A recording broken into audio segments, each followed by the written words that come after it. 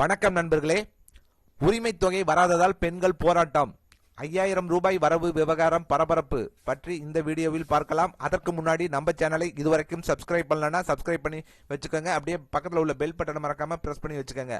அப்பதான் நம்ம சேனல்ல இது போன்ற வீடியோக்களை அப்லோட் செய்யும்போது உங்களுக்கு தொடர்ந்து கிடைக்கும். வாங்க வீடியோக்குள்ள போலாம். தமிழ்நாடு அரசின் கலைஞர் மகளிர் உரிமை தொகை திட்டத்தின் கீழ் மாநிலம் முழுவதும் பயனாளிகளின் வங்கி கணக்குகளில் ரூபாய் 5000 வரவு வைக்கப்பட்டுள்ள நிலையில் இந்த நடவடிக்கை பெரும் பேசுபொருளாகி உள்ளது. மாதந்தோறும் வழங்கப்படும் ரூபாய் 1000 உதவித்தொகையின் முன்பணமாக பிப்ரவரி, மார்ச், ஏப்ரல் மாதங்களுக்கு ரூபாய் 3000 மற்றும் கோடைக்கால சிறப்பு உதவியாக ரூபாய் 2000 சேர்த்து மொத்தம் ரூபாய் 5000 வழங்கப்பட்டதாக அரசு தரப்பில் தெரிவிக்கப்பட்டுள்ளது. வழக்கமான 15ஆம் தேதிக்கு பதிலாக விடுமுறை காரணமாக முன்னதாகவே இந்த தொகை செலுத்தப்பட்டதாக கூறப்படுகிறது. தற்போது 1.31 கோடி பெண்கள் இந்த திட்டத்தின் பயனாளிகளாக உள்ளனர். மேலும் 2026 தேர்தலுக்கு பிறகு மீண்டும் ஆட்சிக்கு வந்தால் உரிமை தொகை ரூபாய் 2000 உயர்த்தப்படும் என முதலமைச்சர் அவர்கள் தெரிவித்துள்ளார். இதற்கிடையில் ராணிப்பேட்டை மாவட்டத்தில் உள்ள இலங்கை மறுவாழ்வு முகாமில் வசிக்கும் 60க்கும் மேற்பட்ட குடும்பங்களுக்கு கடந்த 20 மாதங்களாக உரிமை தொகை வரவில்லை என கூறி பெண்கள் போராட்டத்தில் ஈடுபட்டுள்ளனர்.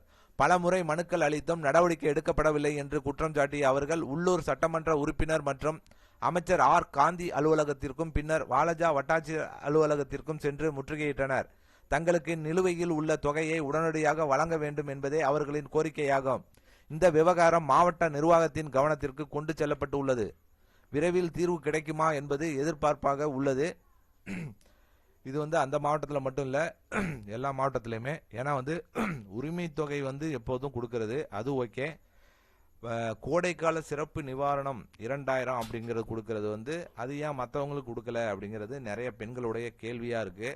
ஸோ அதனால அவங்களுக்கு ஏன் உரிமை தொகையை எப்போதும் கொடுக்கறது முன்னாடி நீங்கள் கொடுத்தீங்க, கோடைக்கால சிறப்பு நிவாரணம் மற்றவங்களுக்கும் கொடுக்கணும் தானே அப்படிங்கிறது எல்லோருடைய பெண்களுக்கு கேள்வியாக இருக்குது. அப்படின்னா நாங்கள்லாம் இந்த தமிழ்நாட்டில் தானே இருக்கோம், எங்களுக்கு ஏன் கொடுக்கல அப்படிங்கிற கேள்விகள் நிறையா பெண்களிட மத்தியில் எழுந்திருக்கு. கண்டிப்பாக இந்த அரசு அது மாட்டிக்கிச்சு. அதுக்கு என்ன தீர்வு காண போகிறாங்க அப்படிங்கிறத பொறுத்திருந்து தான் பார்க்கணும். கண்டிப்பாக இந்த வீடியோ வாங்காத பெண்களுக்கு ஒரு பயனுள்ள தகவலாக இருக்கும்னு நினைக்கிறேன். இந்த வீடியோ பிடித்திருந்தால் லைக் பண்ணுங்கள், ஷேர் பண்ணுங்கள். மீண்டும் இது போன்று வேற ஒரு வீடியோவில் சந்திப்போம்.